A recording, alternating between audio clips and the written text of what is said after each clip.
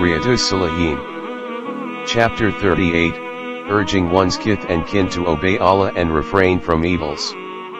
Allah, the Exalted, says, "And enjoin prayer upon your family and people and be steadfast therein." Surah 20 verse 132. O you who have believed, protect yourselves and your families from a fire whose fuel is people and stones. Surah 66 verse 6.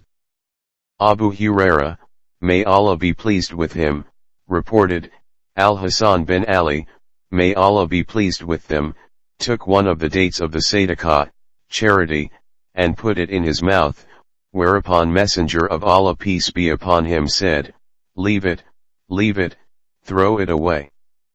Do you not know that we do not eat the sadaqah, charity? Reported in Sahih al-Bukhari and Muslim.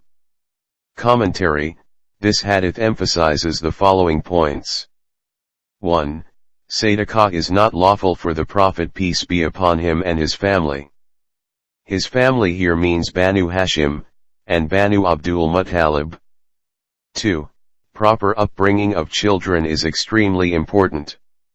They must be prohibited by parents from such things which are indecent and unbecoming. 3. What is collected as sadaqah is a national trust. The houses and institution where it is collected and kept, should take strict care of its proper utilization. It is the duty of the custodians of sadaqat, that they protect them and give them to the deserving people. Umar bin Abu Salama, may Allah be pleased with him, reported, I was a boy under the care of Messenger of Allah peace be upon him, and my hand would wander about in the dish.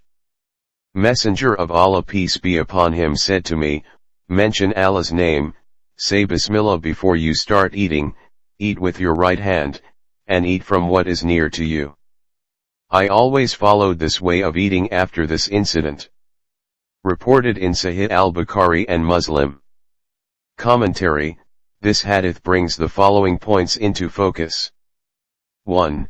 Teaching good manners and morals to the children. 2.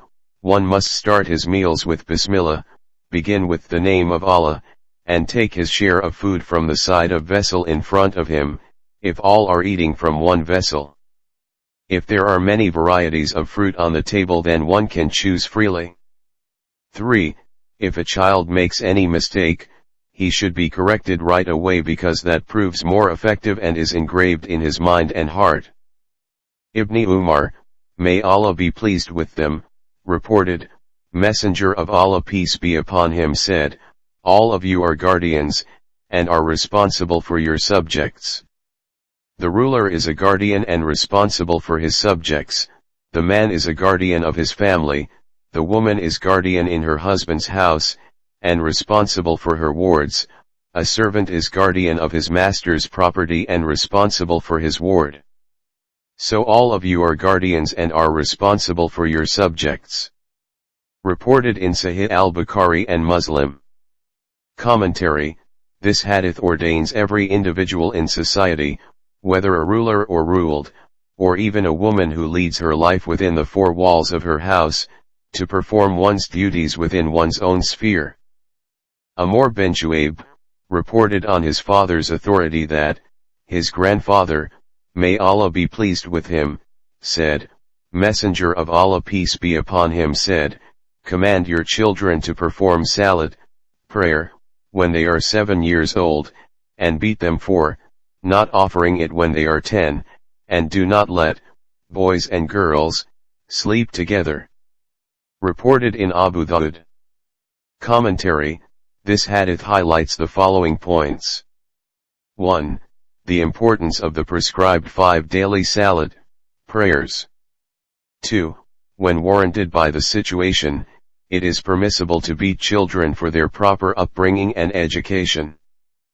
But this should not be in any case violent and aggressive. It should rather be done in a manner that the child does not suffer any physical injury, and receives the right type of training.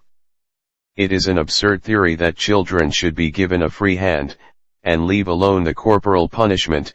They should not even be rebuked on doing something wrong. Suitable punishment is essential for their proper training and education. 3. Muslim jurists have written that like salad, other injunctions of Sharia should also be instilled in the minds of children, and if possible, they should also be given practical training for their performance. For instance, they should be made to observe Sawm, fast, occasionally in accordance with their age and capacity during the month of Ramadan, so that the importance of obligation of fasting is impressed on their minds in an early age. This exercise will prove very fruitful when they attain maturity.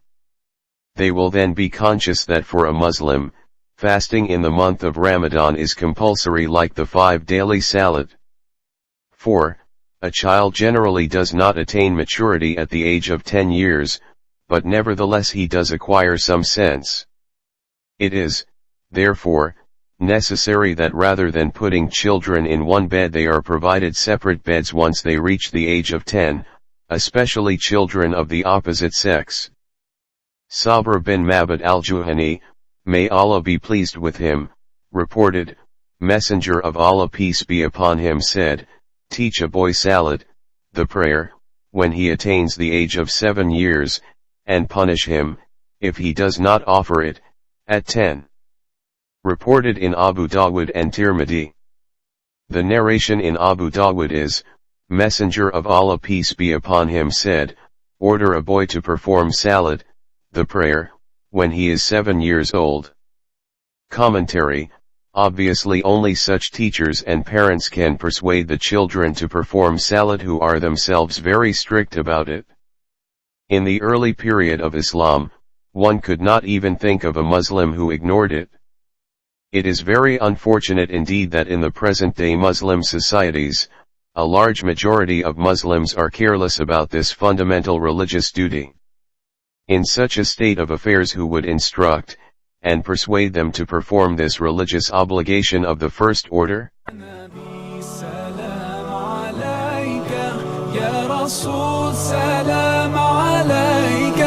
يا حبيب سلام عليك صلوات